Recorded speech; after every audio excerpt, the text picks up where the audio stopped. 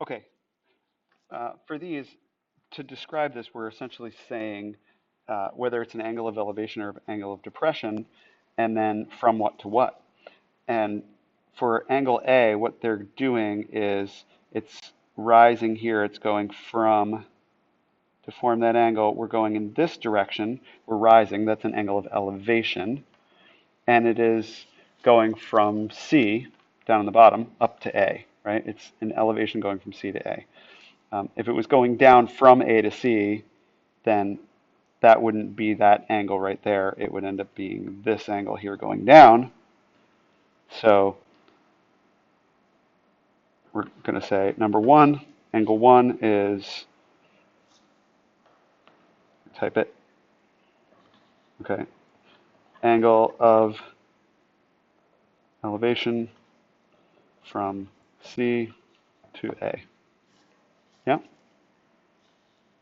And what do we have next? We have number two. It's actually the exact same line of sight going in the opposite direction. So now you're going from A down to C. And since you're going down, they call that an angle of depression.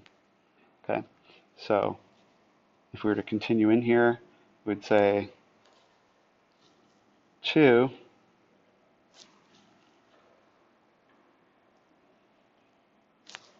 let me see if I can change the color. Okay. We could say that is an angle of depression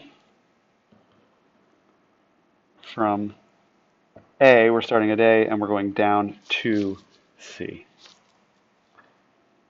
Okay. What's next? Well, the next bit that we've got here is, and let me erase what I marked there. Oops.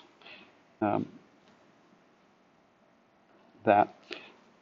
For number three, where are we going? Well, where we're going here is kind of starting at A and we're looking upwards towards D.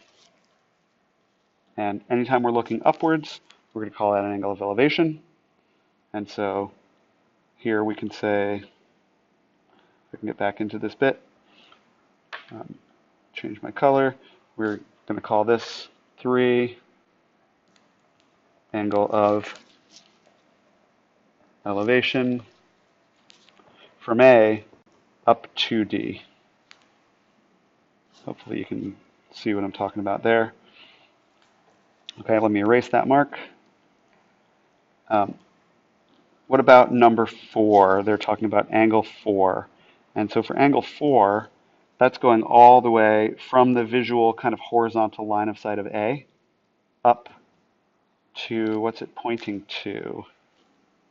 That is pointing upwards towards B.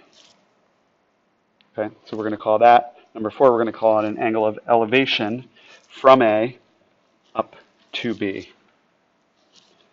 So I can get back into here. Sorry, forgive me.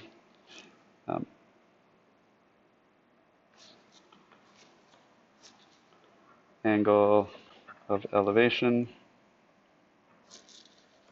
from A to B. Oops, and I want to actually change that color, sorry, so that it matches with what my marks were. Okay.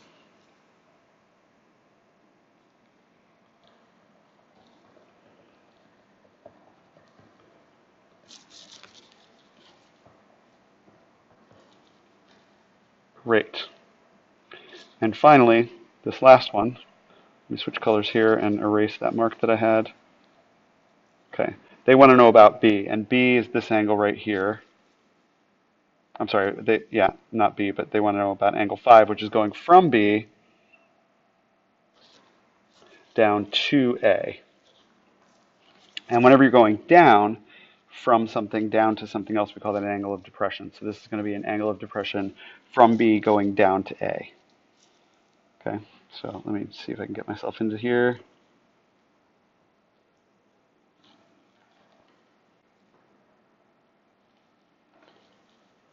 Angle of depression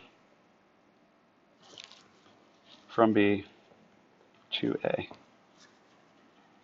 Yep. And then this last bit says, what are two pairs of congruent angles?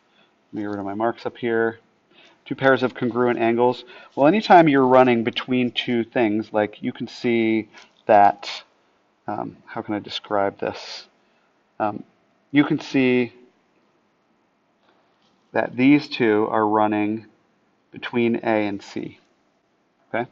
So essentially, between A and C, this angle right here and this angle right here, they're going to be congruent angles because they are alternate interiors. If these two horizontal lines of sight are parallel, and they are, then alternate interior angles will be congruent.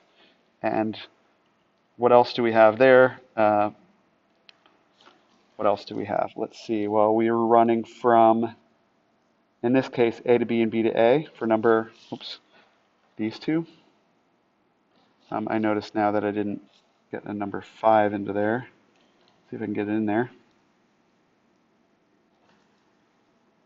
Thanks for your patience. Okay. So since they're running between A and B, angle of elevation and angle of depression, then we can say that's right here, this line right here, and that angle right there, and that angle right there, 4 and 5, are going to be congruent angles because they are alternate interior angles between these two parallel lines. So for this one, what are two pairs of congruent angles? We could say for this one, angle 1 and angle 2. And for the yellow ones, we can say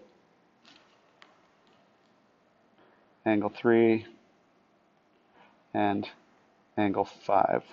So this is the answer for number 6 right there. Okay? Hopefully that makes sense to you. Number 6